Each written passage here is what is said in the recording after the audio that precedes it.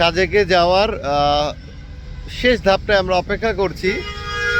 এই ধাপটাকে বলা হয় যে সাজেক ওঠার আগে যানবাহনগুলোর ইঞ্জিন একটু চেক করে নিতে হয়, কারণ এটা হচ্ছে অনেক উঁচু একটা ধাপ এবং এই ধাপটা অতিক্রম করলেই আমরা পৌঁছে যাব সাজেকে।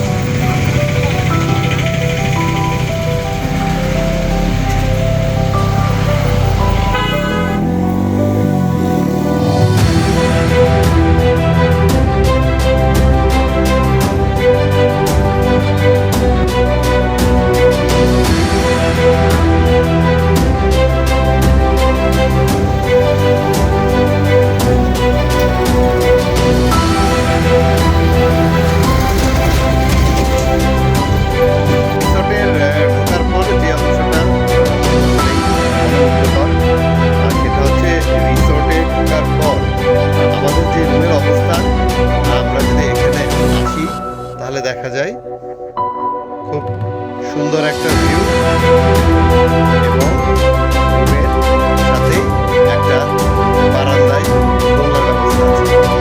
সামনে শুধু পাহাড় আর পাহাড়।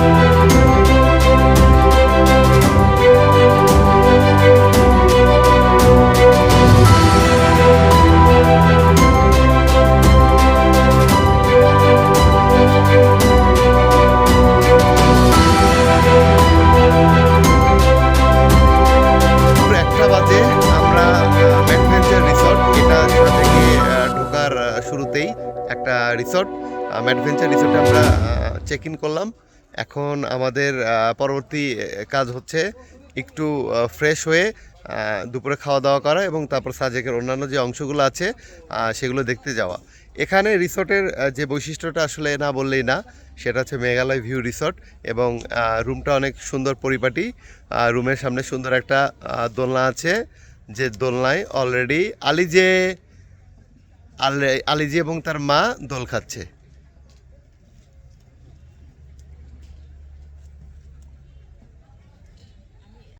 আমরা এখন আমাদের সাজেকে যে রিসোর্টে ছিলাম সেই রিসোর্ট থেকে আমরা যাত্রা শুরু করেছি কংলাক পাহাড়ের দিকে। আমরা সূর্যাস্তের আগের যে সময়টা আছে সেটা কংলাক পাহাড়ে সময় কাটাতে চাই।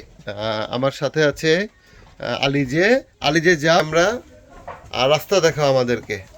আমরা যে রিসোর্টে আছি অনেকগুলো তো রাস্তা, আমরা কোন দিক দিয়ে যাবো বাবু? আমরা নিচে যাব নাকি উপরে যাব? আমাদেরকে রাস্তা দেখাও তুমি, চলো আমাদেরকে রাস্তা দেখায় নিয়ে যাও। এই যে আলিজে আমাদেরকে রাস্তা দেখাচ্ছে।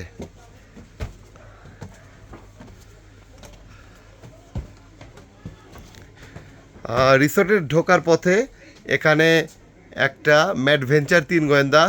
হ্যালো কিশোর বন্ধুরা, আমি কিশোর পাছা বলছি আমেরিকার লস অ্যাঞ্জেলস থেকে। সেই 3 গোয়েন্দা সিরিজের কথা মনে পড়লো, যেটা আমি আমার ছেলেবেলায় কৈশোরকালে প্রায় 300-র মতো বই পড়েছিলাম। সাজেকে বেড়াতে এসে সেই স্মৃতি আবার দেখতে পেলাম। 3 গোয়েন্দা দল বেঁধে বেঁধে মানুষ উঠছে সন্ধ্যার আগে কংলাক পাহাড়ে। সাজেকের শেষ প্রান্তের সেই কংলাক পাহাড় আমরা উঠছি আস্তে আস্তে। দেখা যাক কত দূর যেতে পারি। আলিজে উঠছে তার মায়ের সাথে কংলাক পাহাড়ে।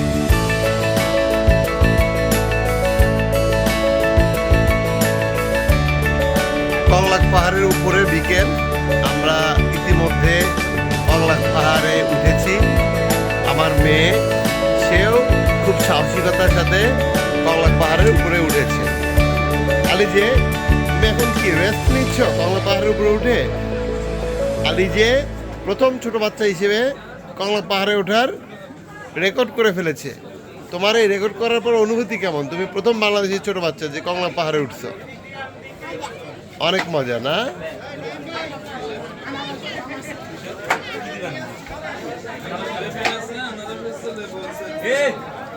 বিকাল 5:10 বাজে। আমরা কংলাক পাহাড়ের উপরে উঠেই গেছি। এই পিছনে যদি আমরা তাকাই, কিছুক্ষণ পরেই সূর্য ডুবে যাবে।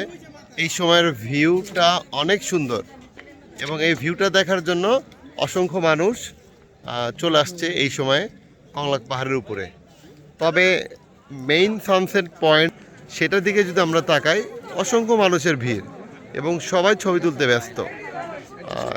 এখানে যারা এই সময় উঠবে আমি মনে করি সতর্কতা অবলম্বন করা প্রয়োজন, না হলে যে কোনো যদি দুর্ঘটনা ঘটে এটা অবশ্যই সবার জন্য খারাপ কিছু হবে। সূর্য ডুবে গেছে সন্ধ্যার সাজেকে সেই বিখ্যাত হ্যালিপ্যাডের ভিউ দেখতে পাচ্ছি আমরা। অসংখ্য মানুষ এখনো সাজেকের হ্যালিপ্যাডে সৌন্দর্য উপভোগ করার জন্য দাঁড়িয়ে আছে। রাতের সাজে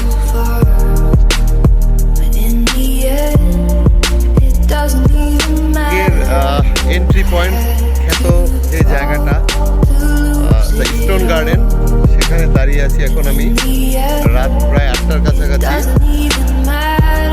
যেখানে তাকানো যাচ্ছে শুধু বারবিকিউ আর বারবিকিউ, চারিদিকে বারবিকিউর আয়োজন চলছে। আমি ম্যাডভেঞ্চার রিসোর্ট, সাজানো গুছানো একটা রিসোর্ট, সুন্দর। আজকে আমাদের খাবার তালিকাতেও আছে বারবিকিউ। দেখা যাক বারবিকিউর কি অবস্থা। এখানেও বারবিকিউয়ের প্রিপারেশন চলছে, হয়তো কিছুক্ষণ পরেই বারবিকিউয়ের আয়োজন শুরু হয়ে যাবে। তাদের প্রিপারেশন নেওয়া হয়েছে, বারবিকিউ শুধুমাত্র এখন আগুনে দিবে ঝলসাইতে তারা। ম্যাডভেঞ্চার রিসোর্ট, রাতের সাজেক ভ্যালি, চারিদিকে শুধু বারবিকিউ আর বারবিকিউ। বারবিকিউর একটা মহাযজ্ঞ বলা যায়। যত রিসোর্ট দেখা যাচ্ছে রাস্তার উপর আমরা দেখছি, আগাচ্ছি, শুধু বারবিকিউ আর বারবিকিউ।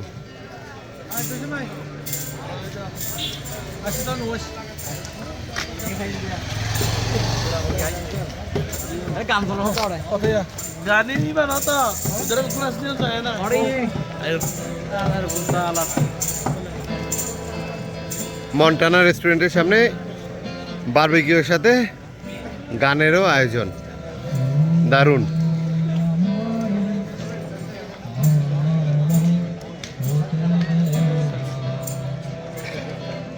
রাত 9টা বাজে, আমরা অপেক্ষা করছি এখন ম্যাডভেঞ্চার রিসোর্টের পাশেই তাদের রেস্টুরেন্ট মেঘ কাব্য। এখানে বেশ কিছু প্যাকেজ আছে খাওয়ার। আমরা যদি মোটা দাগে বলি, সাজেকে সব জায়গাতেই যারা আসে তাদের আসার পর দুপুরের খাবার, রাতের খাবার এবং পরের দিন সকালে খাবার একটা প্যাকেজ থাকে এবং এই প্যাকেজটার দাম মোটামুটি সব জায়গাতে একই রকম, 700 টাকা। এবং এই প্যাকেজে আপনারা যেটা খেতে পারবেন সেটা হচ্ছে আপনাদের ব্যাম্বু চিকেন, যেটা এখানকার ফেমাস, সেটা থাকবে, সবজি থাকবে, সাথে ভর্তা থাকবে, ডাল থাকবে, ভাত থাকবে দুপুরের মেনুতে। এবং রাতে আপনারা চাইলে বারবিকিউ নিতে পারবেন। আমরা যে বারবিকিউ সাধারণত সাজেকে সব জায়গায় দেখে থাকি, বারবিকিউ করছে, বারবিকিউ বানাচ্ছে। আর সকালবেলা যেটা হচ্ছে চিরাচরিত খিচুড়ি, ডিম, এই খাবারটা তারা প্রোভাইড করে থাকে। খুব সুন্দর একটা পরিবেশ রাতের বেলা, প্রচণ্ড ক্ষুধা পেটে নিয়ে অপেক্ষা করা খাবারের জন্য, যেহেতু সাজেকে প্রচুর হাঁটাহাঁটি করতে হয়, তো আমরাও অপেক্ষা করছি খাবারের জন্য। তুমি কি ক্ষুধার্ত? তোমার জন্য খাবার বারবিকিউ কিছুক্ষণের মধ্যেই চলে আসবে। খুব সুন্দর একটা ছিমছাম পরিবেশ রাতের বেলা, রাতের সাজেক, রাতের রেস্টুরেন্টে আমরা বসে আছি। Good morning. সাজেকের সেই বিখ্যাত সকাল, পিছনে পাহাড় এবং পাহাড়ের মাঝখানে মেঘ দেখা যাচ্ছে।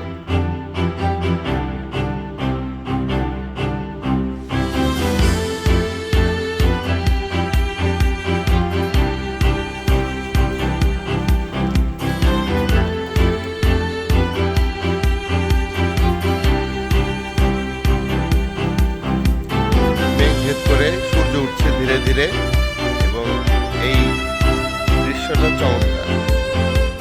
মিজোরামের মনে হচ্ছে পাহাড়গুলোর মাঝখান থেকে সূর্য উঠছে ধীরে ধীরে।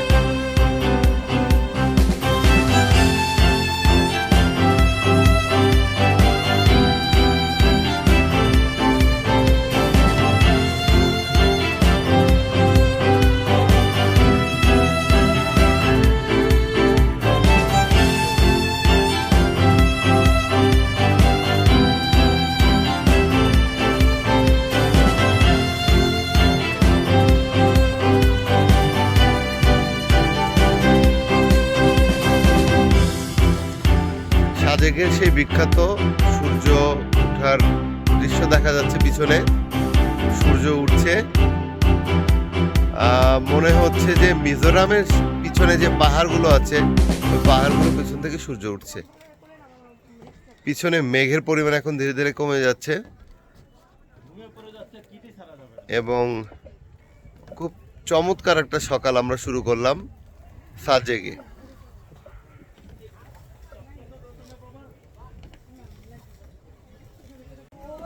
Good morning.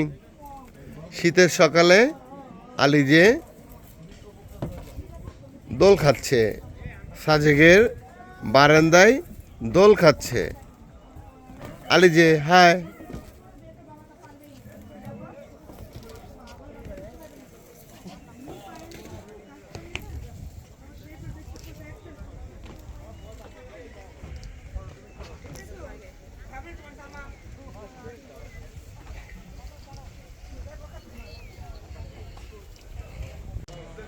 সাজেকে নতুন একটা স্থাপনা দেখা যাচ্ছে। এটা একটা গির্জা নতুন হয়েছে। সকালে খুব সুন্দর একটা পরিবেশ। আমরা ঘুরতে বের হয়েছি। আমরা কোথায় যেতে পারি, তবে যে পরিমাণ শীত থাকার কথা ছিল সকালে ততটা শীত নাই। শীতের প্রকোপ কম। খুব সাধারণ মানুষ জ্যাকেট পরেই আমি ঘুরতে বের হয়েছি এবং তেমন একটা শীত অনুভব হচ্ছে না। আমরা এখন সাজেকের রাস্তাতে ঘুরে বেড়াচ্ছি সকালবেলা। শীত যতটা মনে হয়েছিল যে পড়বে ততটা শীত নাই। তাপমাত্রা হালকা শীত, হালকা জ্যাকেট দিয়ে কাজ চলে যাচ্ছে। খুব সুন্দর একটা পরিবেশ আমাদের। এখন সবাই সকালে মর্নিং ওয়াকে বের হয়েছে। রেস্টুরেন্টগুলো সকালবেলা তাদের ব্রেকফাস্ট, যারা খেতে আসবেন তাদের জন্য ব্রেকফাস্ট তৈরি করছেন। এখানে জীবন এখন নতুন চাঞ্চল্য পেয়েছে। সকালের জীবন শুরু হচ্ছে সাজেকে। দূরে দেখা যাচ্ছে সাজেকের সেই বিখ্যাত সুন্দর মসজিদটা এবং এরও সামনে দেখা যাচ্ছে কিছু পাহাড়। সকালের সুন্দর পরিবেশে আমরা হাঁটতে বের হয়েছি।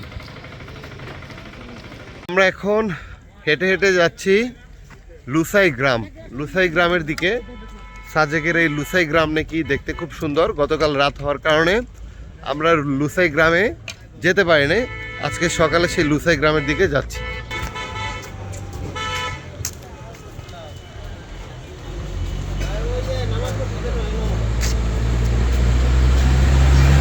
আমরা আছি এখন সাজেকের লুসাই গ্রামে। এই গ্রামটা অনেকেরই পছন্দ, অনেকে আসে বেড়াতে।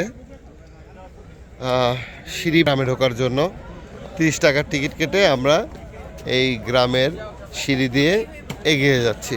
এখানে বিভিন্ন ড্রেস পরে আছে লোকজন। ড্রেস খুব সম্ভবত ভাড়া দেওয়া হয়। অনেকে ড্রেস ভাড়া নিয়ে ছবি তোলে। চারিদিকে শুধু ড্রেস পরে মানুষজন ঘোরাফেরা করছে এবং ছবি তুলছে। দোকানদার ছাড়া দোকান। লুসাই গ্রামের ভিতরে আমরা আসার পর দেখলাম যে এখানে দোকানের ব্যবস্থা আছে। এখানে বিভিন্ন পণ্যের দাম দেয়া আছে। ফান্টা কত, লাচ্ছি কত। আমার ধারণা এখানে কোনো দোকানদার নাই, যে কোনো পণ্যই বক্সে টাকা দিয়ে পণ্য নিয়ে নিতে হয়। দোকানদার ছাড়া দোকান। কনসেপ্টটা বেশ ভালো লাগলো। এটা একটা খুব ভালো একটা কনসেপ্ট। আমরা এখন লুসাই গ্রামের ভিতরে আছি। এখানে সাজেকের ঐতিহ্যবাহী ড্রেস যেটা বলা হয়, সে ড্রেস পরে লোকজন ঘুরে বেড়াচ্ছে এবং ছবি তুলছে। বেশ সুন্দর লাগছে সকালবেলা সবাইকে সাজেকের ড্রেসে দেখে। খুব ভালো লাগছে এবং বেশ কিছু কটেজও আছে এখানে। ট্রি কটেজ মনে হয় খুব সম্ভবত এগুলোকে বলা হয় এবং কটেজগুলো এখানে। আমরা যাদেরকে দেখছি বেশিরভাগই ড্রেস ভাড়া করে সেই ড্রেস পরে ছবি তুলছে। সাজেকের সেই বিখ্যাত লুসাই গ্রাম।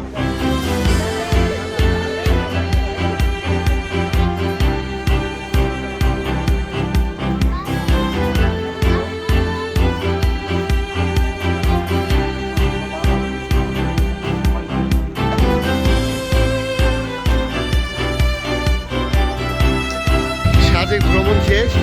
আমরা সাজেক থেকে এখন বের হয়ে যাচ্ছি আমাদের পরবর্তী গন্তব্য খাগড়াছড়ি শহরের দিকে। সুন্দর রাস্তা দিয়ে আমরা এগিয়ে যাচ্ছি। সাজেকের সেই বিখ্যাত হিলি রাস্তা, পাহাড়ি রাস্তা দিয়ে আমরা ধীরে ধীরে নেমে যাচ্ছি।